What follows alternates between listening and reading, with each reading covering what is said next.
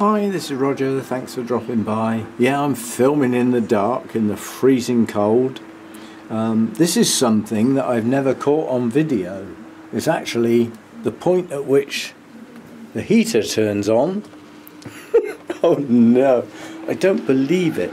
You see that? That says the thermostat needs heat.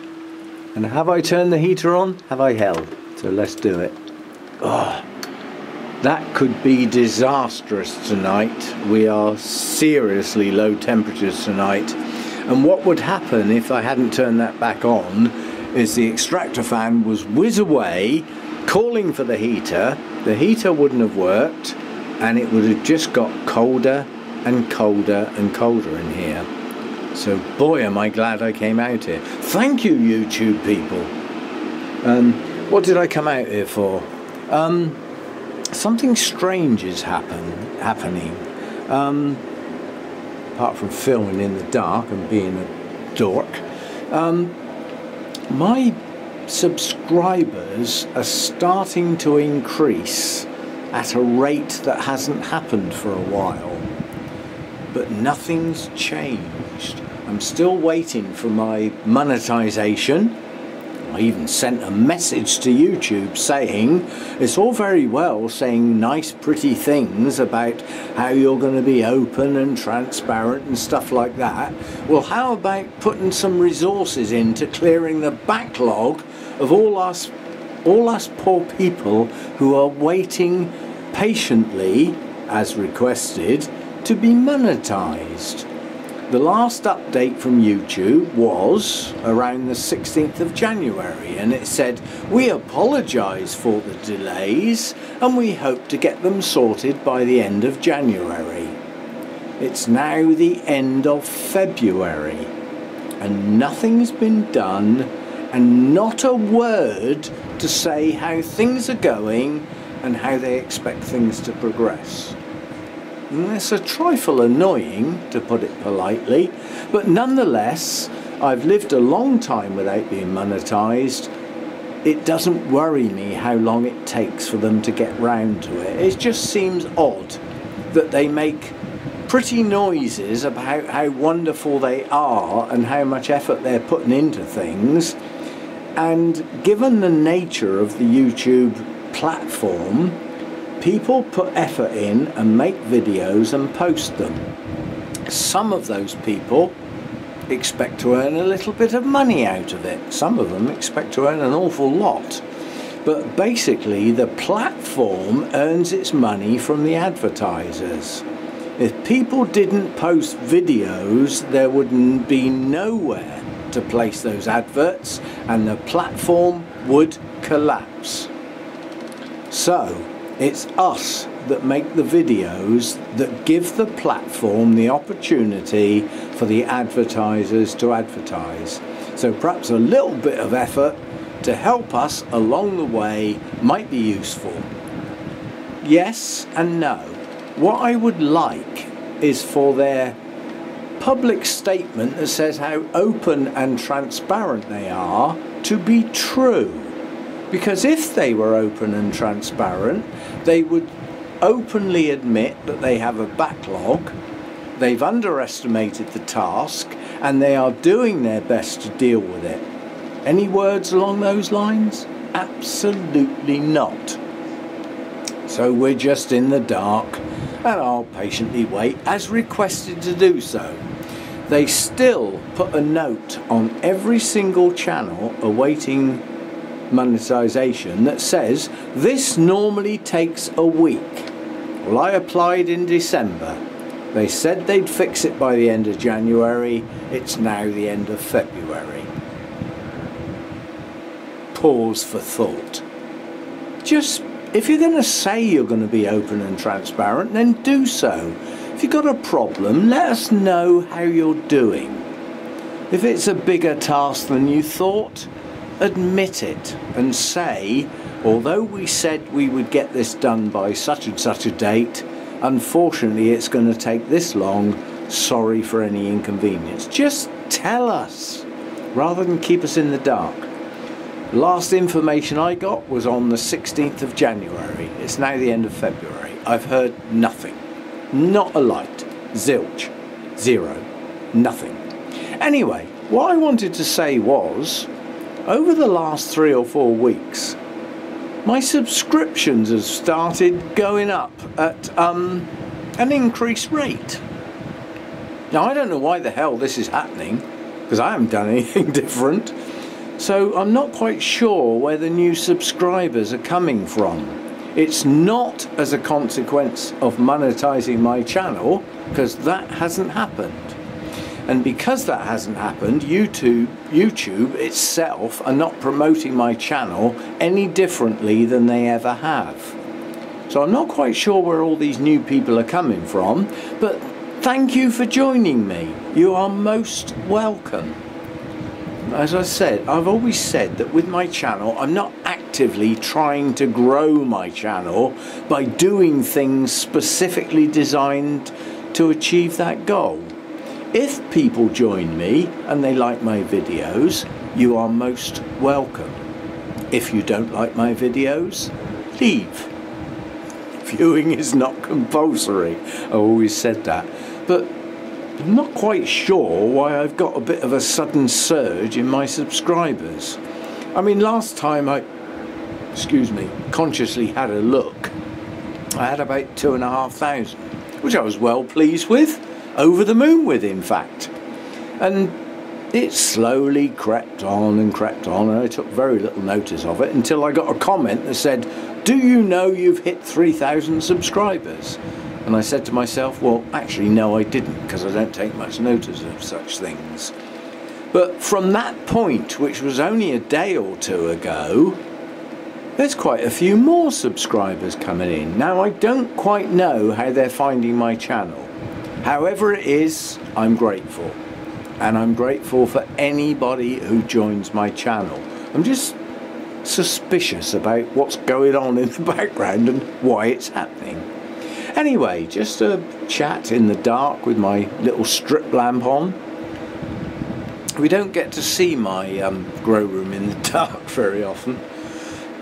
But it's just dawned on me that having just turned the heater on, it's been on for some time. I've got a horrible feeling that the temperature in here had actually dropped down quite low. Oh, hell's bells. That says it got down to 11 degrees. Now, we're having some severe cold weather at the moment. If I'd gone to bed and left that like that, this grow room would probably be down to 2 or 3 degrees overnight, because the fan would be running, which is a naturally cooling effect, and no heater would have been on. So I thank you all for bringing me out here in the dark and finding out that I'd forgotten to put the heater back on. Oh, automation is so wonderful, and when there's manual intervention, we can make mistakes.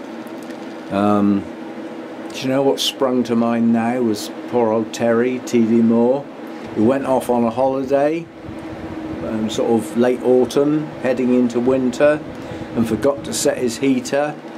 And when he came back, he'd lost an awful lot of plants because they had a sudden chill, and he got a lot of cold damage. And I can't imagine how it is to have a collection that you're pleased with, you're working with, you're proud of, whatever, and to suddenly find that through a mistake on your own part, you lose a lot of your plants. So I have the greatest sympathies. But that could have been me. That could have been me. As I said, that heater was off. The fan came on. I came out here to have a chat, and I realised that I hadn't reset that and actually turned the heat on. And even though that heater's on and the door's open, obviously the house is quite warm, so some heat is filtrating from the house into here, we're still only at 11.8 degrees. Boy, that was a close shave. Ugh. Manual intervention. It requires memory and thought. And as one gets older, that gets a bit thin on the ground. Anyway, as I said, I'm not quite sure why my subscribers are going up at an increased rate of knots when I've done nothing different. And I'm still waiting to be monetized. Any thoughts? Any ideas? Don't give a monkeys? Whatever. Anyway, this is just a quick nighttime video. Nobody ever gets to see my orchids in the dark. And quite honestly, I think this camera is doing quite a good job. That is rendering the colours of that cattleya better, I think, looking at the screen, than the daytime. And my nobile is doing well. That looks good in the dark. Rhodostictum. Solumnia, that's my only one in bloom. This newly opened cattleya. Orange, and it should have been yellow. What else is going on? That Cymbidium's still hanging in there. Quite honestly, looking on the screen, that renders the colour by this artificial light better than it does in the daytime. We got my little Latoria out here. Coelogeny, first time bloomer, we like that. Cattleya in there. Oh, it's starting to get a bit dark in here now, it's away from the light. A little Phalaenopsis type, single bloom. Another one there.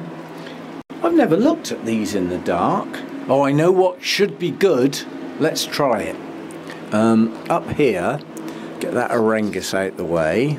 Up here is a night scented orchid, which at the moment I can smell nothing. That's Brassivola nodosa. Let me get my nose in there. It's there, but it's faint. Now, in theory, at this time of night, a couple of hours after dark, the fragrance from that should be filling the grow room, and it's not. Now, that's a little odd. But nonetheless, if I get my nose near it, I can't explain what that smells like. I can think of no words that describe that fragrance apart from the fact it's pleasant, and it should be stronger than that. Anyway, just a nighttime, night scented bloom. We'll put that away. The Orangus back where it goes. And standing in front of that heater is pushing out a lot of heat. You can see the heat's going up. With a cut-off point, that's currently set to 14 degrees. So when it gets to 14 on the thermostat, it will cut out. And then it will allow it to drop down to 13, my 1 degree differential, and then it will kick back in and bring it back up to 14. And it will repeat ad infinitum until the sun comes out tomorrow, if it does, and raises the natural temperature in here, and the heater's no longer required. I wonder what that looks like in the dark. Quite honestly, to my eyes, that looks almost black. I don't know what the camera's going to do with it, but that is a deep red, but in this light that looks virtually black. I don't come out here at night very often. This is really unusual. Anyway, it's just some thoughts. I got a feeling that Dendrobium's going to open soon. I didn't look at that today because I didn't water it, but each day these buds are swelling quite good. That should be open soon. But anyway, it's just some thoughts about why suddenly my rate of increase in subscriptions has increased when nothing's changed. I haven't done anything different. I'm not making any videos any different. YouTube hasn't certainly helped out. And it's just sitting there lurking, not doing anything, and not talking about what it's not doing, and not telling anybody what it's not doing or what it's actually doing.